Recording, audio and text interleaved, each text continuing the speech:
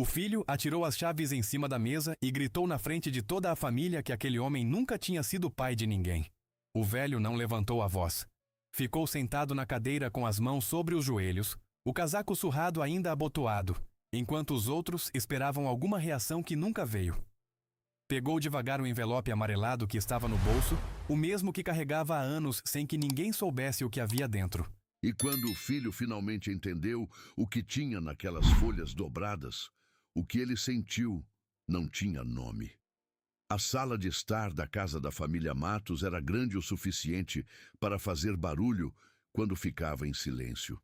As paredes de reboco pintado de branco amarelavam nas bordas, perto do teto, onde a umidade havia entrado anos atrás e nunca tinha sido devidamente tratada. O lustre de cristal que Dona Marlene comprara na liquidação de uma loja de decoração em 1994 ainda estava ali, com 2 dos 6 pendentes faltando, substituídos por lâmpadas nuas que davam à sala um aspecto vagamente hospitalar à noite. Uma estante de madeira escura ocupava a parede do fundo, cheia de fotografias em porta-retratos de tamanhos variados, batismos, formaturas, um casamento, aniversários de 50 anos. Em quase todas as fotos havia um homem de estatura mediana, cabelo escuro que foi clareando por décadas até virar o branco que ostentava agora, sempre com o mesmo sorriso contido, como se soubesse que a alegria era coisa de guardar para dentro. José Reinaldo Matos tinha 64 anos naquele domingo de maio e os carregava com a honestidade de quem não tentou disfarçá-los. A hérnia de disco que o acompanhava havia 12 anos dobrava ligeiramente os joelhos quando o frio chegava mais seco, como estava chegando naquela tarde. Ele usava o casaco de lã cinza que sua esposa Marlene havia mandado reformar na costureira da rua de baixo 3 anos antes de morrer. Os cotovelos já tinham sido recosturados 2 vezes, e o botão do meio era de um modelo ligeiramente diferente dos outros, mas ele nunca trocou. Aquele casaco tinha o cheiro dela, não o cheiro do perfume, que já tinha ido embora faz tempo. O cheiro de dentro, de tecido que absorveu anos de presença. Reinaldo sabia disso, e os filhos, se soubessem, talvez entendessem por que ele ainda o usava no calor de outubro, assim como usava no frio de maio. Mas os filhos tinham parado de observar o pai com esse nível de atenção há muitos anos. Reinaldo sentou-se na cadeira que sempre tinha sido sua, a de espaldar mais alto, à cabeceira da mesa de jantar, que também servia como mesa de reunião familiar quando havia assunto sério a tratar.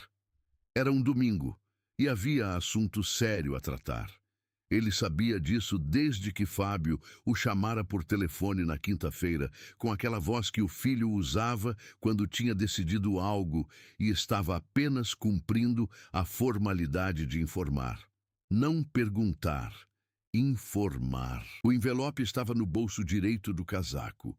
Reinaldo podia senti-lo ali. Não era volumoso, apenas 4 folhas dobradas ao meio dentro de um envelope de papel craft, que tinha envelhecido com ele, as dobras marcadas de tanto abrir e fechar ao longo de anos. Ele o colocara ali naquela manhã, depois de rezar, depois de tomar o café que fazia para si mesmo, desde que Marlene tinha ido embora.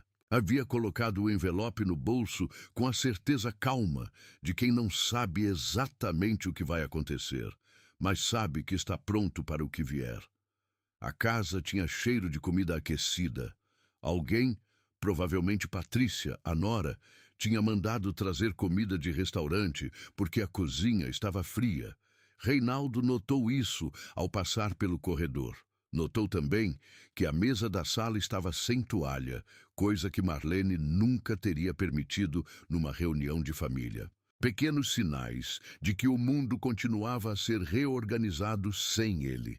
Fábio chegou 10 minutos depois do horário combinado. Henrique já estava ali, sentado no sofá, ao lado de Patrícia, o celular na mão, os olhos no celular. A neta mais velha, Isabela, de 16 anos, estava na escada, sentada no 3º degrau, observando com aqueles olhos grandes que ela herdara de Marlene e que Reinaldo nunca conseguia encarar por muito tempo sem sentir o peito apertar. Quando Fábio entrou e atirou o molho de chave sobre a mesa, um gesto que não era acidente, era declaração. Isabela levantou os olhos do celular e olhou para o avô. Reinaldo não olhou para Chaves. Olhou para a neta. A reunião tinha um propósito que Fábio não tinha disfarçado, ao contrário do que fazia habitualmente. Desta vez, ele viera com o documento impresso, colocado sobre a mesa ao lado das chaves, como quem apresenta provas antes de proferir sentença. Era uma proposta de transferência do cartório, o Cartório de Notas e Protestos Matos, fundado em 1987 pelo avô Ernesto e cotitulado por Reinaldo desde o início, para uma holding que Fábio e Henrique tinham constituído discretamente nos últimos 18 meses. A proposta previa o afastamento formal do pai de qualquer vínculo com o cartório, a regularização dos documentos de renúncia que haviam sido assinados em 2016, quando Reinaldo estava internado em Goiânia por complicações da hérnia que chegara perigosamente perto da medula, e o pagamento de uma indenização que Fábio chamou de reconhecimento dos anos de serviço, como se o homem sentado à mesa fosse um funcionário aposentado e não o segundo nome na ata de fundação do negócio que havia sustentado toda a família por 36 anos. Pai, Fábio começou, e o tom era o de quem faz um favor ao usar aquela palavra. A situação não pode continuar do jeito que está. O cartório tem que ter uma estrutura legal clara. Você mesmo sabe disso. Reinaldo olhou para o filho. Fábio tinha os ombros de Marlene, largos e diretos. Tinha os olhos do avô Ernesto, castanhos escuros, fundos, o que ele não tinha. E isso Reinaldo percebia havia anos, sem conseguir dizer de onde vinha a certeza.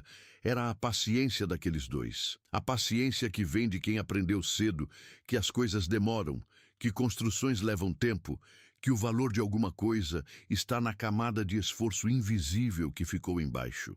A estrutura legal está clara desde 1987, Reinaldo disse. Sua voz era baixa, mas não era fraca. Era o tipo de voz que preenche o espaço sem precisar forçar. Foi quando Henrique, que não tinha dito nada até então, jogou sobre a mesa a segunda folha, a cópia da renúncia de 2016, com a assinatura do pai, reconhecida em cartório por um tabelião que Reinaldo não conhecia, num dia em que ele estava sedado em Goiânia, aguardando o resultado de exame. Está aqui, pai, Henrique disse, e havia no tom algo entre desconforto e determinação, o tom de quem sabe que está do lado errado de uma coisa, mas decidiu ficar ali mesmo assim. Você assinou. Está reconhecido. O silêncio que entrou na sala naquele momento era diferente do silêncio anterior. Era um silêncio pesado, com textura, o tipo que as pessoas sentem na garganta. Isabela, na escada, parou de olhar para o celular. Patrícia cruzou as mãos sobre a mesa com a precisão de quem praticou o gesto. Reinaldo, ela disse, nunca chamou sogro, nunca chamou pai. Sempre Reinaldo, desde o primeiro dia. Nós entendemos que isso é difícil, mas há imagem a preservar. O cartório tem uma reputação na cidade, e continuar com essa ambiguidade jurídica prejudica a todos. Reinaldo virou os olhos para ela devagar. Patrícia era competente. Ele sempre tinha reconhecido isso. Sabia conduzir conversas difíceis com a eficiência de quem fez curso para isso. Mas havia uma diferença entre competência e bondade, e essa diferença estava exatamente nos olhos de Patrícia naquele momento. Brilhantes, calculados, sem o menor traço de pena pelo homem sentado à cabeceira. Ambiguidade jurídica. Reinaldo repetiu baixinho, como se estivesse testando o sabor da expressão. Foi quando Fábio levantou.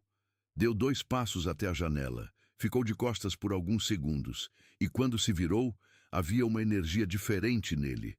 Não raiva ainda, mas a antessala da raiva, aquele lugar onde a frustração encontra a arrogância e as duas se convencem de que são razão. Pai. A palavra desta vez não soou como favor, soou como acusação. Você precisa entender que o mundo mudou, que o cartório mudou, que eu dediquei 15 anos da minha vida a esse negócio, que construí uma reputação, que tenho clientes, tenho equipe, tenho contratos, e você aparece de vez em quando com aquele casaco, naquele jeito que você tem, e faz as pessoas pensarem que há alguma instabilidade na gestão, que há uma disputa. Há uma disputa, Reinaldo disse. O silêncio voltou. Diferente de novo, desta vez com um fio de eletricidade. Não há disputa nenhuma, Fábio disse, e a voz subiu meio tom. O que há é um pai que nunca soube o momento de largar, que nunca confiou nos filhos o suficiente para passar o bastão, que ficou agarrado a um papel de 1987 como se aquilo fosse uma medalha. É um documento legal, Reinaldo disse. Era.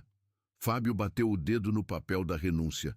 Agora há este. E foi então, não num arrebato, não numa explosão, mas com a precisão de quem finalmente decidiu que não havia mais nada a perder em dizer a verdade que guardava. Foi então que Fábio Matos olhou para o pai, para o homem que o ensinara a ler, que ficara acordado noites inteiras quando ele tinha febre, que construíra com as próprias mãos a herança que Fábio agora tentava tomar pela metade, e disse: "Sabe o que é o problema, pai? O problema é que você nunca foi pai de ninguém de verdade. Você foi administrador, você foi patriarca, você foi o dono do cartório. Mas pai de verdade, que fica, que conversa, que está presente, isso você nunca foi." As chaves ainda estavam sobre a mesa. O barulho que tinham feito ao pousar ainda parecia ecoar nos ângulos da sala. Isabela, na escada, levantou os joelhos até o peito e colocou o queixo sobre eles. Seus olhos grandes, os olhos da avó morta, não saíram do rosto do avô uma única vez. Reinaldo não levantou a voz, não levantou o corpo. Ficou exatamente onde estava, as mãos sobre os joelhos, o casaco abotoado, o envelope no bolso direito. Respirou uma vez, devagar, e olhou para o filho com uma expressão que não era raiva, não era tristeza, não era nem ao menos mágoa. Era algo mais antigo, mais quieto, o olhar de quem esteve num lugar difícil por muito tempo e aprendeu a respirar dentro dele. "Tudo bem, Fábio", ele disse. A voz era igual à de antes. "Você sabe onde me encontrar quando precisar." Levantou da cadeira com a lentidão da hérnia. Passou a mão pelo bolso direito uma vez, só para confirmar que o envelope estava ali, e caminhou em direção à porta. Patrícia olhou para Fábio. Henrique olhou para os próprios sapatos. Isabela desceu os 3 degraus da escada sem fazer barulho, atravessou a sala e alcançou o avô na porta. "Vô!" ela disse em voz baixa, só para ele. "Onde você vai?" Reinaldo olhou para ela. Colocou a mão no rosto dela por um segundo. Uma mão áspera, grande, quente. "Para casa", ele disse. "Sempre para casa." E saiu. Cleide Ferreira dos Santos tinha 56 anos e 18 deles passados entre as paredes do cartório de notas e protestos Matos. Conhecia cada gaveta, cada caixa de arquivo, cada numeração de cada pasta que ali estava guardada desde antes de Fábio ter entrado pela primeira vez com 17 anos para fazer estágio e descobrir que gostava de poder mais do que gostava de direito. Cleide era arquivista por formação e por vocação, uma dessas pessoas que encontram sentido profundo na preservação, que entendem que um documento mal guardado é uma história mal contada. Ela estava na sua mesa na segunda-feira de manhã, quando Fábio chegou mais cedo que o habitual, a gravata afrouxada antes das 9, os olhos com a cor de quem não dormiu. Passou por Cleide sem cumprimentar, o que não era incomum. E fechou a porta da sala do fundo com uma força que não era batida, mas era quase. 2 minutos depois, Henrique chegou. Depois, Patrícia. Cleide continuou catalogando. Era o que ela fazia quando as coisas ficavam difíceis. Catalogava. Havia uma ordem no trabalho com documentos que era confortante. Cada coisa tinha um lugar. Cada lugar tinha um código, e o código não mentia. 3 dias antes, ela tinha guardado o envelope. Não era uma decisão que ela havia tomado rapidamente. Quando Henrique jogou aquele envelope no chão da calçada, na frente dos clientes, na frente de todos, com uma indiferença que Cleide reconheceu imediatamente como o tipo de crueldade que não precisa de emoção para ser crueldade. Ela havia sentido algo mover dentro do peito, não raiva, reconhecimento. Era a sensação de alguém que trabalha com documentos há 18 anos e sabe o que significa um envelope que um homem guarda há décadas no bolso do casaco. Significa que aquilo tem peso. Significa que aquilo é prova. Significa que aquilo foi esperado. Ela tinha descido os 2 degraus da entrada e recolhido o envelope com as 2 mãos, com o cuidado de quem recolhe algo frágil. Reinaldo não disse nada. Olhou para ela com os olhos castanhos calmos e fez um gesto mínimo com a cabeça. Não de agradecimento exatamente, mas de reconhecimento. Como quem diz, você entendeu. Cleide guardou o envelope na sua gaveta e ficou com ele ali por 2 dias. Não o abriu. Abrir não era trabalho dela. O que era trabalho dela era guardar. Na manhã da terça-feira, Fábio a chamou na sala do fundo e disse que precisava de todos os documentos da fundação do cartório para uma revisão administrativa. Disse isso de pé, sem convidá-la a sentar, sem contexto adicional. O jeito que Fábio tinha de fazer pedidos quando estava ansioso e não queria que os outros soubessem que estava ansioso. Cleide disse que verificaria o arquivo. Não disse mais nada. De volta à sua mesa, ela abriu a gaveta, olhou para o envelope e fechou a gaveta de novo. Havia algo naquela situação que ela não sabia nomear completamente, mas que reconhecia. Era o formato de uma injustiça que ainda estava acontecendo. E Cleide, que havia passado 18 anos guardando documentos que contavam histórias de outras pessoas, sabia melhor do que ninguém que há momentos em que guardar já não é suficiente. O momento de tirar o envelope da gaveta chegou na quarta-feira, quando o oficial do tribunal entrou pela porta com a intimação. A história do cartório de notas e protestos Matos começava antes do cartório. Começava em 1961, numa cidade que ainda não era Araguaína. Era apenas o ponto no mapa onde a estrada parava e o sertão começava, com casas de adobe e um mercado que vendia de tudo num único cômodo. Foi ali que Ernesto Matos, filho de imigrante nordestino, abriu seu primeiro negócio. Uma papelaria que também fazia cópias, também encadernava, e aos poucos foi descobrindo que o que as pessoas precisavam de verdade não era papel, era certeza. Certeza de que o que estava escrito era verdade. Certeza de que um acordo. Certeza de que o nome na escritura era o nome certo. Ernesto não tinha formação jurídica. Tinha o que às vezes vale mais: paciência com as pessoas e intolerância com a mentira. Estudou por conta própria durante 8 anos, fez os exames e, com 53 anos, abriu o cartório com o filho mais velho do lado, Reinaldo, então com 25 anos, recém-casado com Marlene, que estava grávida de Fábio. O nome na ata de fundação era duplo: Ernesto Matos e José Reinaldo Matos, não por formalidade, por convicção. Ernesto dizia que nenhum negócio sobrevive a uma única geração se não for construído por ela desde o começo, que a diferença entre herança e conquista era o suor investido, que Reinaldo tinha que ser cofundador porque ia continuar quando Ernesto não estivesse mais. E estava certo. Ernesto morreu em 1999, 12 anos depois da fundação, deixando o cartório consolidado como um dos mais respeitados da região. Reinaldo conduziu o negócio sozinho por 6 anos, até que Fábio terminou o curso de Direito e chegou com a energia dos 26 anos e a vontade de modernizar, digitalizar, expandir. Reinaldo deixou. Recuou um passo, depois 2, não porque tivesse sido empurrado, mas porque acreditava, sinceramente equivocada ou não, que um pai que confia nos filhos demonstra isso saindo do caminho. O O que Reinaldo não esperava era que sair do caminho seria interpretado como ausência, que abrir espaço seria lido como fraqueza, que a confiança que ele depositava nos filhos seria usada para construir um argumento de que ele nunca havia estado presente. Ele soube do documento de renúncia de 2016, 3 meses depois de assiná-lo. Soube por acidente.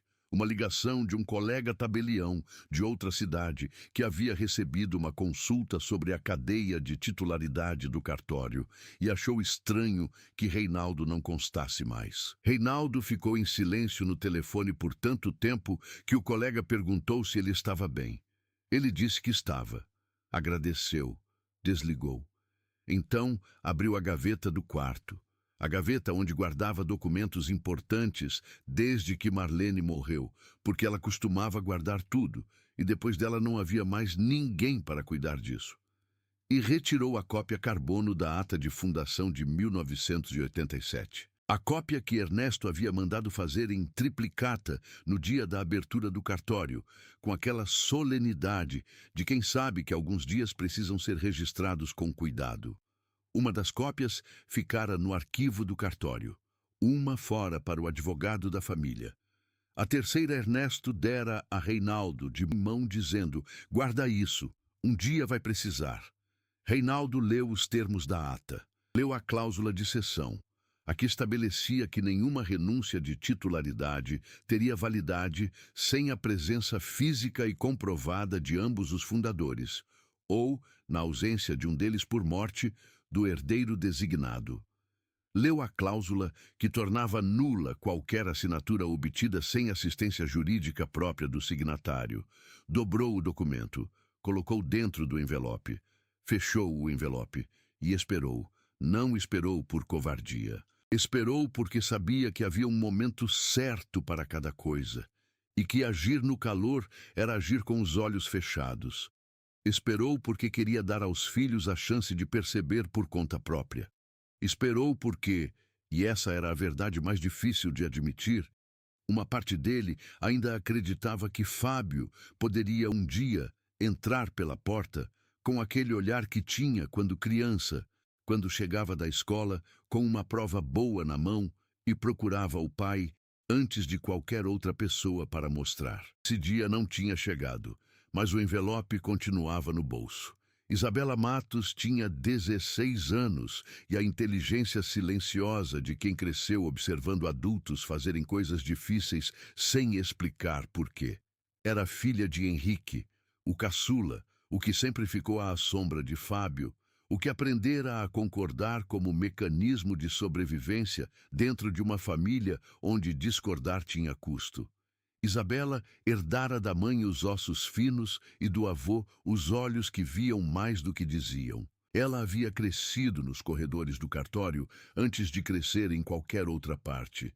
Quando pequena, enquanto o pai e o tio trabalhavam, ela ficava com o vô Reinaldo, que não a mandava ficar quieta nem a distraía com tablet ou televisão. A sentava no banco de madeira ao lado da sua mesa e deixava que ela visse. Via clientes chegando com problemas e saindo com documentos.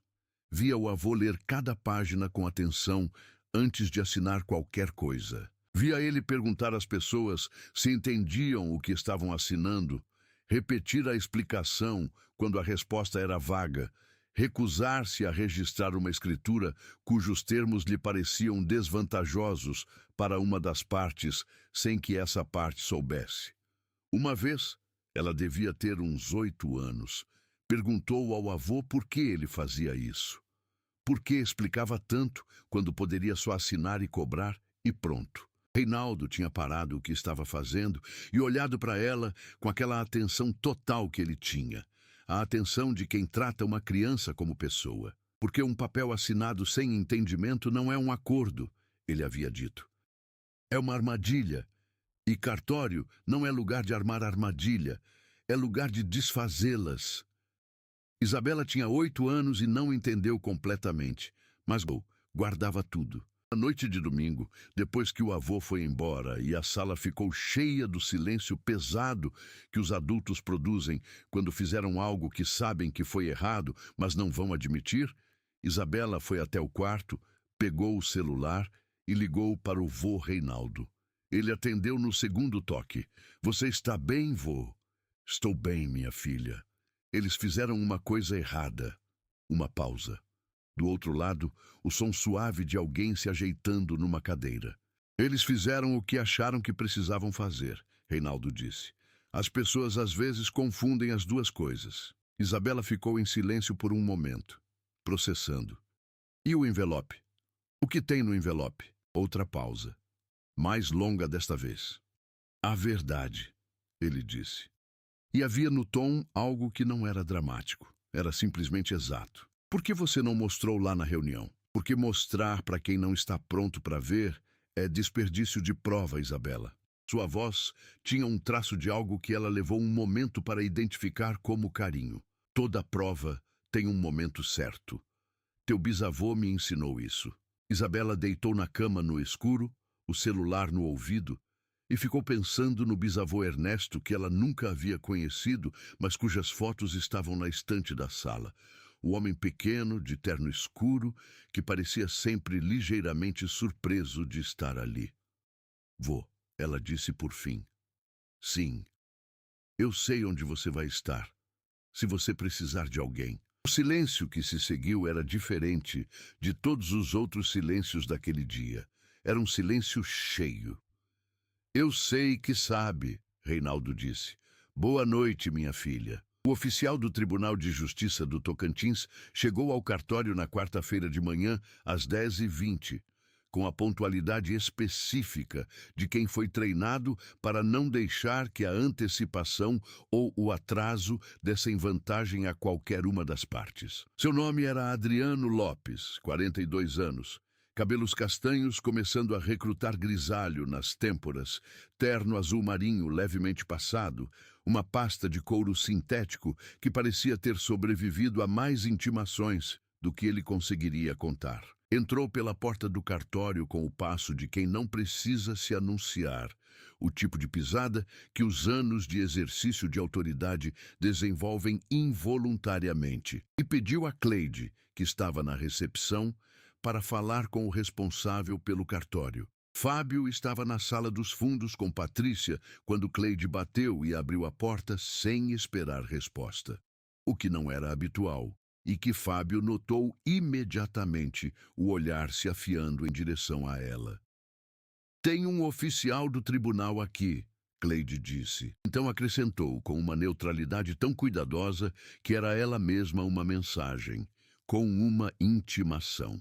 Patrícia ficou parada por meio segundo antes de compor a expressão. Fábio levantou da cadeira, abotoou o segundo botão do paletó, um gesto automático, preparatório, e saiu para o salão principal.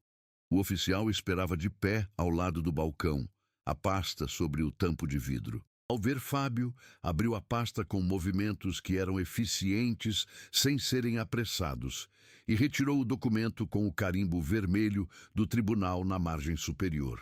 Doutor Fábio Matos? O tom era neutro como o papel em branco. Sim. Intimação para apresentação de documentação original referente à fundação do cartório de notas e protestos Matos, em razão de impugnação à validade do instrumento de renúncia assinado em 2 de março de 2016. O oficial entregou o documento sem drama adicional. O prazo para a apresentação é de 72 horas a partir desta data. Fábio segurou o papel. Leu a primeira linha, leu a segunda. Os olhos pararam no meio da terceira linha e ficaram ali por um segundo a mais do que seria natural. Patrícia havia se aproximado e lia por cima do ombro do marido. Quando chegou ao mesmo ponto, levantou os olhos e olhou para o oficial com uma expressão que era uma mistura de cálculo e alarme. Os dois processados em paralelo, com a velocidade de quem está acostumada a crises. Quem moveu a impugnação? Patrícia perguntou. O senhor José Reinaldo Matos, o oficial disse, representado pela advogada doutora Sônia Cavalcante, da cidade de Palmas. O nome bateu no ar como coisa sólida. Henrique, que havia chegado minutos antes e estava no corredor ouvindo sem aparecer, encostou as costas na parede. Os 6 clientes que aguardavam no salão, Um senhor de chapéu, uma mulher com um bebê no colo, um rapaz com uma pasta embaixo do braço, e outros 3 distribuídos nas cadeiras de espera pareciam sentir que algo havia mudado no ar do cartório, mesmo sem saber o quê. O senhor de chapéu parou de folhear a revista. A mulher com o bebê abaixou o olho para a criança. Depois o ergueu novamente. Isso não tem fundamento, Fábio disse. A voz estava controlada, mas havia esforço no controle. Era audível como tensão num cabo. Há um documento de renúncia reconhecido em cartório. Válido, com assinatura. A validade será objeto de análise pelo tribunal. O oficial disse, com a equanimidade profissional de quem já ouviu essa frase em variações infinitas. A impugnação apresenta elementos documentais que o senhor terá oportunidade de contestar no prazo estabelecido. Que elementos documentais? Patrícia deu um passo à frente e havia na postura dela algo que era tensão disfarçada de autoridade. Que documentos um aposentado pode apresentar que um instrumento com reconhecimento notarial? O oficial olhou para ela com a paciência específica de quem não é pago para ter opiniões sobre os argumentos das partes. O senhor Reinaldo apresentou documentação que será verificada em sua autenticidade. Isso é tudo que posso informar no momento. Foi nesse ponto que Cleide se moveu. Havia uma lógica no gesto. Ela a havia pensado e repensado nos 2 dias anteriores, nos momentos entre o serviço e o silêncio, quando ficava com o envelope na gaveta sem abrir. Havia chegado à conclusão de que guardar um documento que pertencia à história correta de uma situação era, tecnicamente, uma forma de falsificação por omissão. Que ela tinha sido contratada pelo Sr. Reinaldo antes de ser contratada pelos filhos, porque era ele quem estava no cartório quando ela chegou para a entrevista em 2007. Era ele quem havia feito as perguntas. Era ele quem havia dito que sim. Que toda a sua carreira ali tinha sido construída sobre a fundação daquele homem. E que um envelope no chão da calçada não era lugar para o que ele continha. Cleide abriu a gaveta da sua mesa com um gesto cuidadoso, retirou o envelope com as 2 mãos, caminhou até o oficial e o colocou sobre o balcão na frente de todos. Isso foi entregue pelo senhor Reinaldo 3 dias atrás, ela disse. A voz não tremia. Era o tom de alguém que fez as pazes com o que ia dizer antes de dizê-lo. Ele deixou no cartório. Entendo que é relevante para o processo. O silêncio que entrou naquele momento era de outro tipo. Não o silêncio pesado da reunião de domingo, não o silêncio elétrico do confronto. Era o silêncio de quando uma peça que faltava aparece e o quebra-cabeça de repente faz sentido. Fábio olhou para o envelope, para Cleide, para o envelope de novo. O que você está fazendo? A voz de Fábio havia saído do controle apenas 1 centímetro, mas era 1 centímetro suficiente para que todos na sala ouvissem. Meu trabalho, Cleide disse. E ficou de pé, as mãos para os lados, olhos no oficial. O oficial abriu o envelope com a faca de papel que tirou da pasta. O movimento era técnico, neutro, preciso. As 4 folhas saíram com a leveza de coisa que foi daí desdobrada muitas vezes. O papel tinha as marcas das dobras marcadas como cicatrizes suaves. A primeira folha era a carta manuscrita de Reinaldo. 4 páginas, letra miúda e regular, a tinta levemente desbotada nos primeiros parágrafos. As páginas mais antigas, mais nítida no final, onde a data era recente. 3 semanas antes. O oficial leu em silêncio por 2 minutos. Ninguém na sala falou. A segunda folha era a cópia carbono. O papel carbono tinha aquela coloração específica de décadas, levemente azulada, com a tinta transferida em linhas que eram menos nítidas que as originais, mas completamente legíveis para quem soubesse o que estava procurando. O oficial a examinou por um momento, virou para o verso, voltou para a frente. Isso é a ata de fundação do cartório, ele disse. Não era pergunta. É a cópia carbono da ata original de 1987. Cleide disse. O número de protocolo está no canto superior direito. Eu posso localizar a ata original no arquivo se o senhor precisar. Patrícia fez um movimento em direção ao balcão, mas o oficial estendeu a mão. Não agressivamente, apenas como um sinal de parada, e ela ficou onde estava. Há uma cláusula neste documento, o oficial disse, os olhos percorrendo o texto com a rapidez de quem lê documentos legais há muito tempo. Referente à validade de instrumentos de cessão de titularidade. Leu em voz alta. Toda e qualquer cessão de direitos de titularidade referente a este instrumento de fundação será considerada nula de pleno direito caso realizada sem a presença física e comprovada de ambos os titulares fundadores. Parou. Releu o trecho seguinte em silêncio.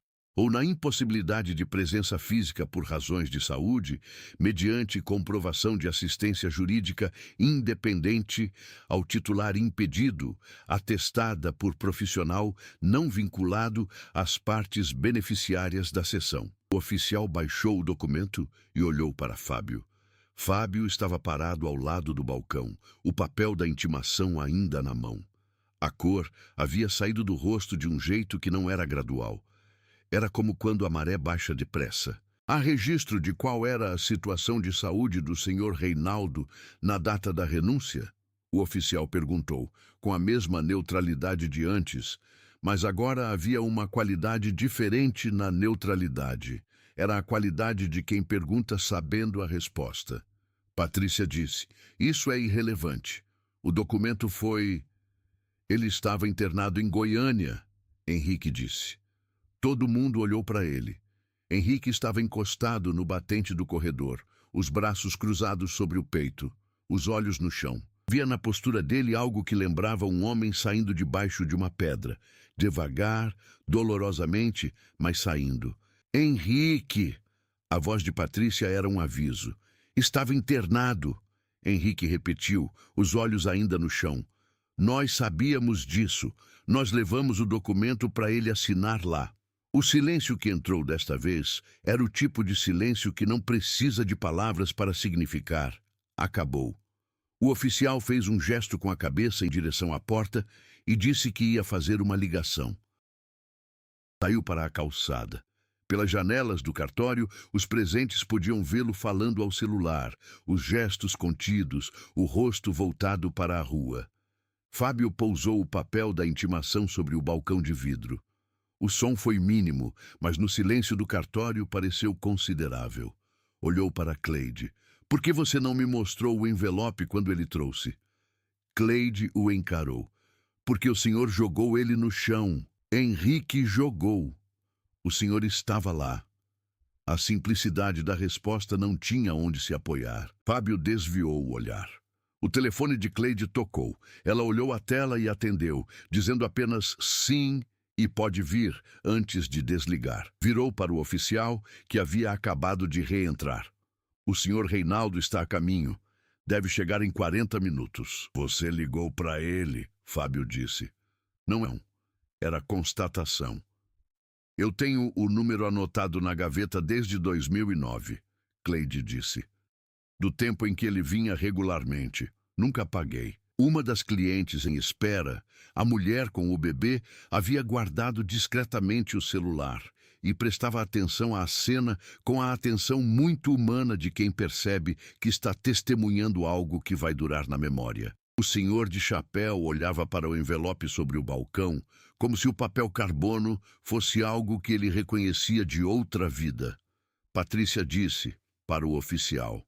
Há um segundo documento.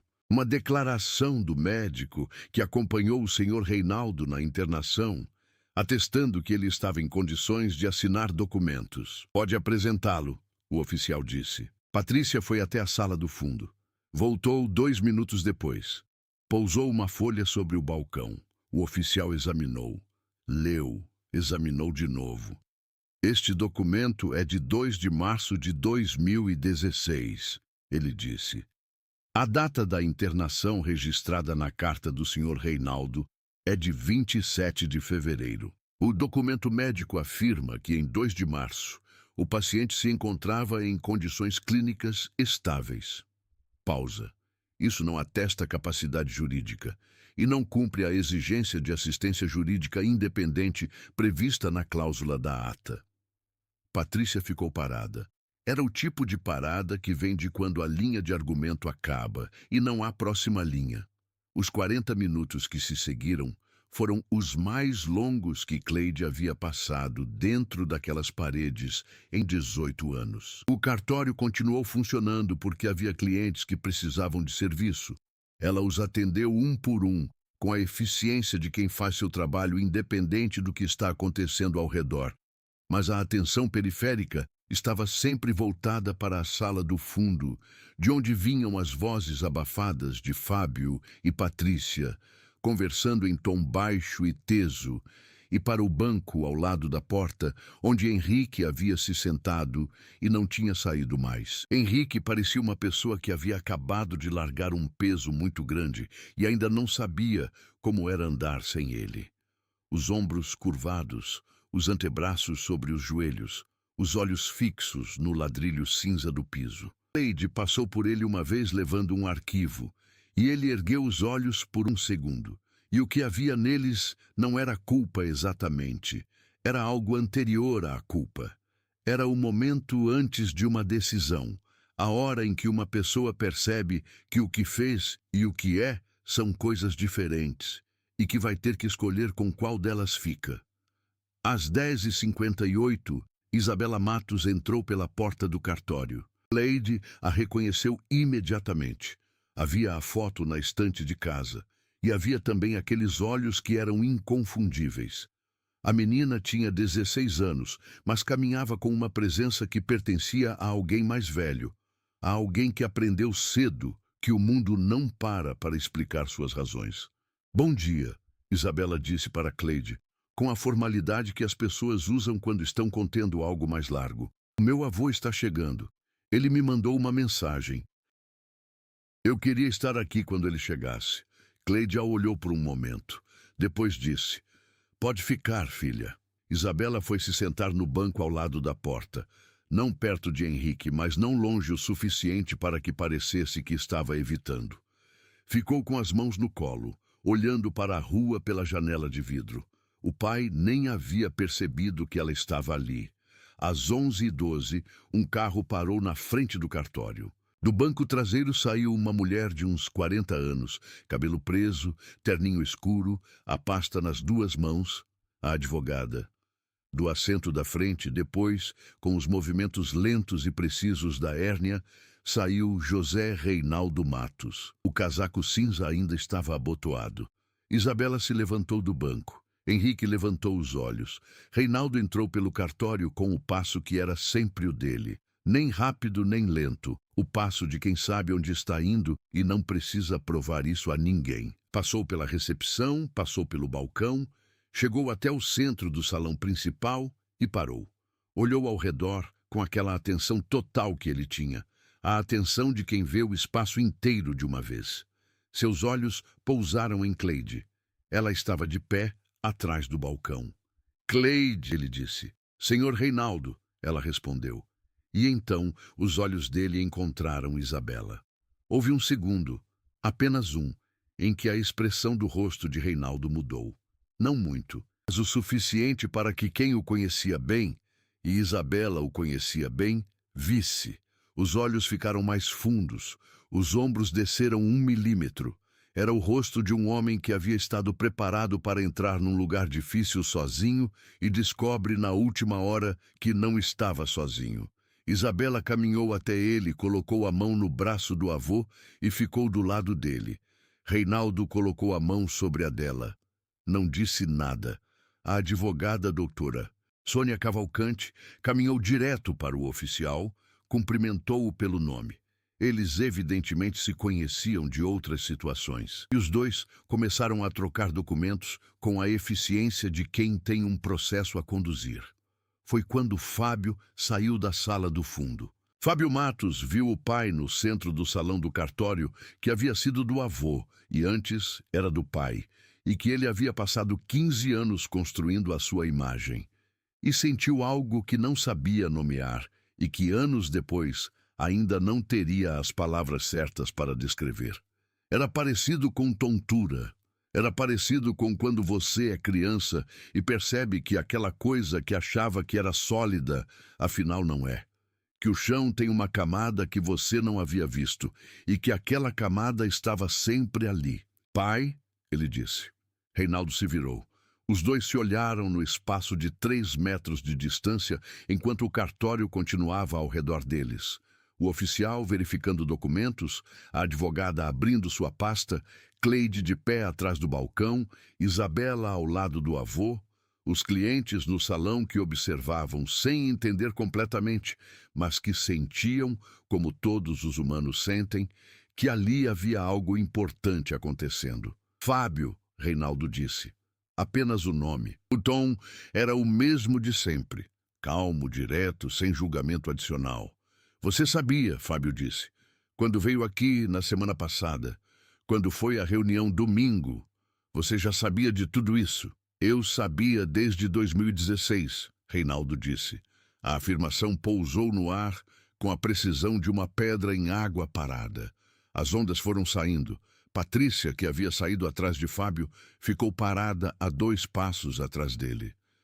E você esperou 6 anos, Fábio disse. Era entre pergunta e afirmação, entre acusação e incompreensão. Esperou que os filhos vissem, Cleide disse de trás do balcão, com uma firmeza que surpreendeu até ela mesma. Esperou que vissem o que estavam fazendo. O silêncio que se seguiu foi o mais carregado do dia. A doutora Sônia se aproximou do grupo com um novo documento na mão. Preciso que todos prestem atenção. A voz era profissional, clara. Há um segundo elemento na documentação do Sr. Reinaldo que ainda não foi mencionado. Ela colocou sobre o balcão uma folha diferente. Não a ata de fundação, não a carta manuscrita, mas um documento datilografado com o timbre de um escritório de advocacia de Goiânia, datado de 1999, o ano da morte de Ernesto. Este é o testamento notarial do Sr. Ernesto Matos, a advogada disse, com registro em cartório extrajudicial de Goiânia, homologado e arquivado. No testamento, o Sr. Ernesto estabelece que, em caso de dissolução, cessão ou qualquer forma de transferência da titularidade do cartório de notas e protestos Matos, metade do valor patrimonial do negócio deverá ser revertida para um fundo criado pelo próprio Ernesto, destinado à manutenção de bolsas de estudo para estudantes de direito de famílias de baixa renda no estado do Tocantins. Pausa. O fundo existe, está ativo, e está gerido por uma fundação de Palmas. O Sr. Reinaldo é o curador do fundo desde 2001. Fábio ficou olhando para o documento como se as letras estivessem em outro idioma. Nenhuma sessão do cartório poderia ter sido feita sem a consulta e anuência desse fundo. A doutora Sônia continuou. O instrumento de renúncia de 2016 não menciona o fundo, não há registro de consulta. A sessão seria inválida por este motivo adicional, independentemente das questões de capacidade jurídica do Sr. Reinaldo no momento da assinatura. Henrique levantou os olhos do chão pela primeira vez em muito tempo. Havia neles algo que não era mais a antessala de uma decisão, era a decisão em si. Fábio, ele disse. Fábio não respondeu. Fábio. A voz de Henrique era diferente agora. Não a voz do irmão caçula que concorda, mas a voz de alguém que chegou tarde demais a um lugar, mas chegou. A gente fez errado. Patrícia virou para o marido. Henrique, não! Nós fizemos errado. Henrique repetiu. E desta vez havia uma resolução no tom que não cabia mais dentro da frase de Patrícia. A sala ficou silêncio. No centro do salão do cartório, que havia sido fundado por um homem que acreditava que documentos existem para desfazer armadilhas, José Reinaldo Matos ficou de pé com a mão da neta sobre o braço, o casaco cinza abotoado, os joelhos levemente curvados pela hérnia, e esperou. Como havia esperado por 6 anos, como havia esperado toda a vida. A decisão administrativa do Tribunal de Justiça do Tocantins foi prolatada 4 dias depois, com base na documentação apresentada e nos depoimentos colhidos pelo oficial. A renúncia de 2016 foi anulada em sede administrativa, com decisão que reconhecia a condição de Reinaldo como cotitular fundador e determinava a suspensão imediata de todos os atos praticados em nome exclusivo de Fábio e Henrique, sem a anuência do pai, enquanto a ação principal corria. A sessão em que a decisão foi lida aconteceu numa sala pequena do tribunal, com janelas que davam para o estacionamento. Reinaldo e a doutora Sônia estavam de um lado da mesa. Fábio, sozinho, do outro. Patrícia havia chegado, mas havia ficado no corredor. Henrique não estava presente. A servidora que leu a decisão tinha cabelos brancos presos num coque e lia documentos com o mesmo tom com que outras pessoas conversam sobre tempo, sem inflexão dramática, como se a gravidade das palavras falasse por si mesma. Quando ela terminou de ler, houve um segundo de silêncio protocolar. Fábio olhou para a mesa, depois olhou para o pai. Via algo no rosto de Fábio que Reinaldo reconheceu. Tinha visto antes, muitos anos atrás, quando Fábio tinha 14 anos, e havia mentido sobre um teste na escola, e havia sido descoberto. Não por Reinaldo, mas por Marlene, que tinha a intuição certeira das mães para essas coisas. O rosto de Fábio, então, era este, não o rosto de quem foi apanhado, mas o rosto de quem percebeu que a versão de si mesmo que havia construído tinha uma rachadura que não cabia no espelho. A representação cartorial de Fábio Matos e Henrique Matos fica suspensa por tempo indeterminado. A servidora disse, acrescentando o que estava no dispositivo final. Enquanto correm as investigações referentes à autenticidade do instrumento de renúncia e à existência de possível falsidade ideológica no processo de sua obtenção. A palavra falsidade ideológica ficou no ar. Fábio fechou os olhos por 3 segundos. Quando os abriu, Reinaldo ainda estava olhando para ele. Pai! Fábio disse em voz baixa. Apenas isso, uma sílaba e uma consoante que tinham, naquele momento, o peso de tudo que não havia sido dito em anos. Reinaldo não respondeu imediatamente. Esperou que o silêncio se acomodasse, que o ar na sala ficasse do jeito que precisava ficar para a frase certa. Eu sei, ele disse por fim. Eu sempre soube quem você é, Fábio. O problema foi que você esqueceu. Henrique Matos entrou com a própria declaração espontânea 2 dias depois da sessão. Não por instrução legal. A doutora Sônia havia sido clara de que ele podia aguardar, mas porque havia algo dentro dele que não cabia mais. Ele foi ao tribunal sem Patrícia, sem advogado, com uma folha escrita à mão. A servidora que o recebeu perguntou se ele queria reduzir a declaração a termo com um funcionário. Mas ele disse que já havia escrito do jeito que precisava, que havia levado 1 semana para escrever aquela página, que precisava que ficasse do jeito que ele havia escrito. A declaração confirmava os fatos, que ele sabia que o pai estava internado na data da assinatura, que havia sido ele a levar o documento a Goiânia, que a decisão havia sido tomada em conjunto com Fábio e Patrícia e que ele havia concordado por uma razão que estava escrita na última linha da página, e que ele pediu à servidora que lesse em voz alta para ter certeza de que estava claro. Concordei porque nunca aprendi a discordar do meu irmão. Mas aprendi com meu pai que um documento assinado sem entendimento não é um acordo, é uma armadilha, e eu ajudei a ar uma armadilha contra o meu próprio pai, e isso é uma coisa com que vou ter que viver. A servidora leu a frase em voz alta, como pedido. Dobrou a folha de volta dentro do processo. Naquela tarde, Henrique foi até a casa de Reinaldo.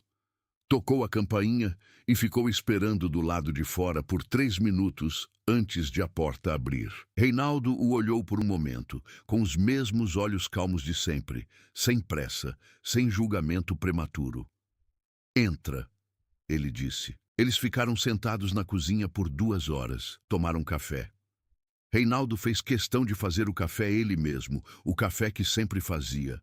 Forte, adoçado na hora certa, servido na xícara de cerâmica azul que Marlene havia comprado numa feira de artesanato e que ele guardava para os dias em que havia visita que merecia a xícara boa. Henrique chorou em determinado momento.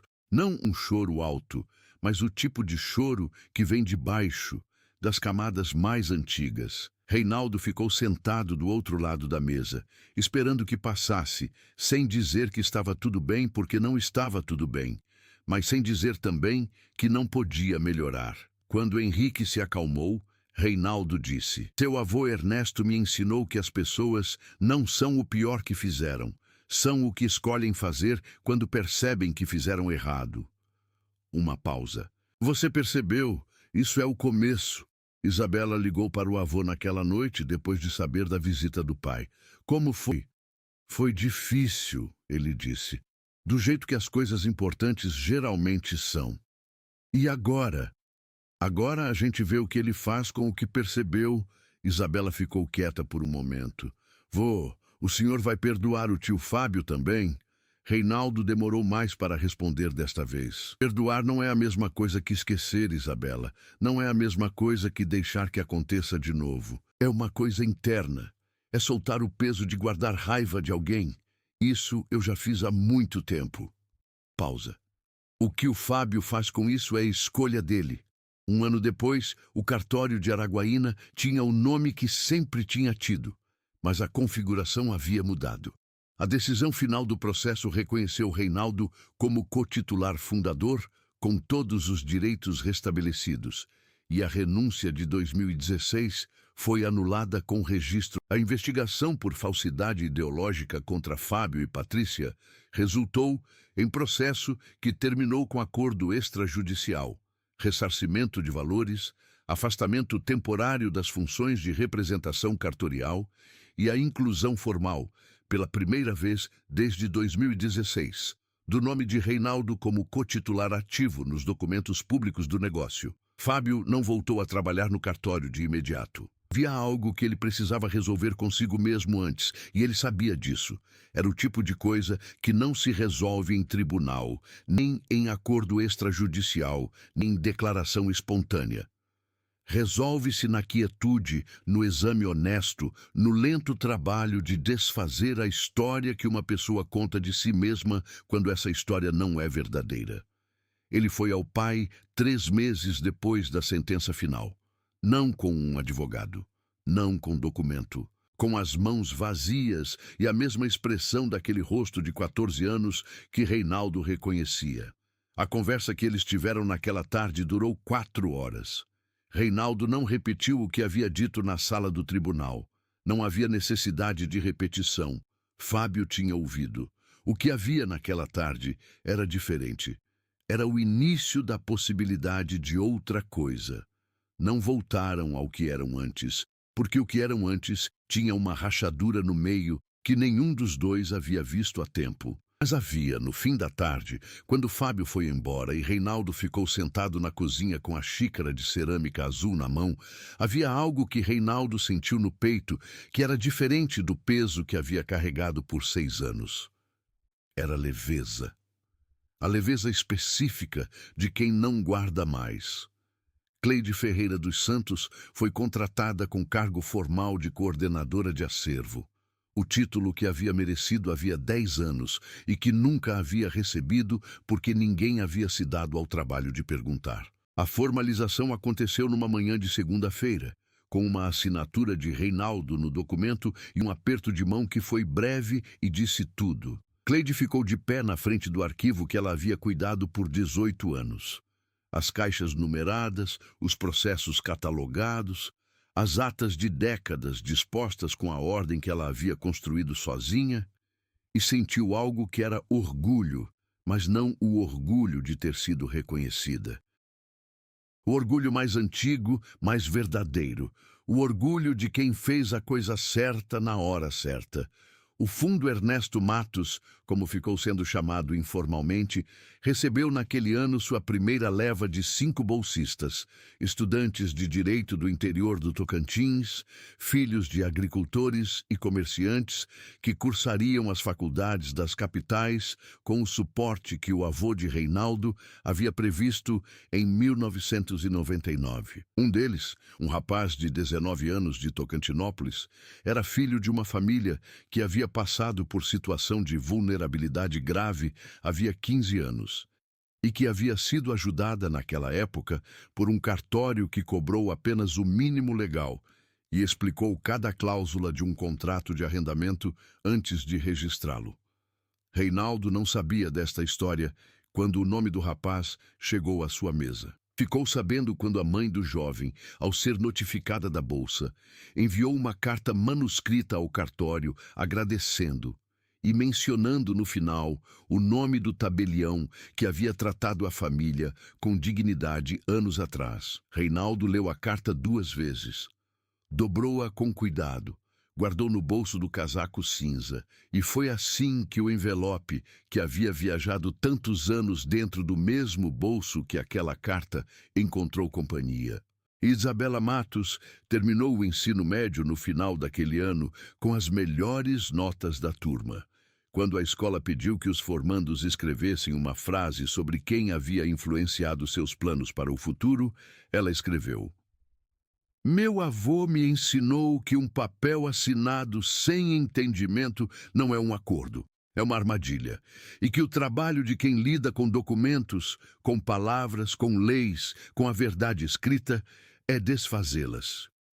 Disse ao avô que havia escrito aquilo. Reinaldo ficou em silêncio por um momento. "Seu bisavô Ernesto diria que você vai ser uma boa notária", ele disse. Isabela sorriu. O sorriso que herdara de Marlene, grande e direto. "Ou uma boa advogada. Ou as duas." No dia da formatura, havia uma foto publicada no jornal da cidade. Não era a foto da solenidade, não era a foto das notas, não era a foto do diploma. Era a foto do fotógrafo que havia ficado do lado de fora, esperando o momento certo. Reinaldo de pé na calçada em frente à escola. O casaco cinza abotoado, porque havia vento naquela noite, com Isabela ao lado, os dois olhando para a câmera. Ele não estava sorrindo na foto. Estava com o rosto que tinha nas fotos da estante, aquele sorriso contido que Marlene sempre dizia ser o jeito que ele tinha de guardar a alegria por dentro. Mas desta vez, quem olhasse com atenção veria a mão de Isabela dentro da mão do avô e a mão de Reinaldo segurando de volta. Família não é quem assina os documentos em seu nome quando você está dormindo numa cama de hospital a 3 estados de distância. Família não é quem herda o cartório e esquece o fundador. Família não é sangue que circula quando é conveniente e para quando não é. Família é quem desce 2 degraus para pegar do chão o que jogaram fora. Família é quem guarda o número no papel quando todos os outros apagaram. Família é quem espera na escada quando não foi convidada, porque sabe que o avô pode precisar de alguém do lado quando entrar. Família é o que fica quando não sobra mais nada, e é exatamente por isso que vale tudo. O envelope ficou vazio depois daquele dia.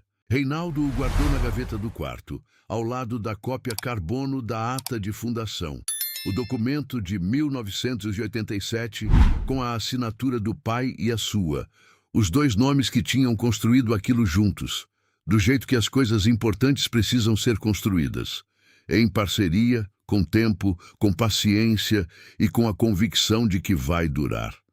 A carta da mãe do bolsista estava dobrada ao lado, e era suficiente.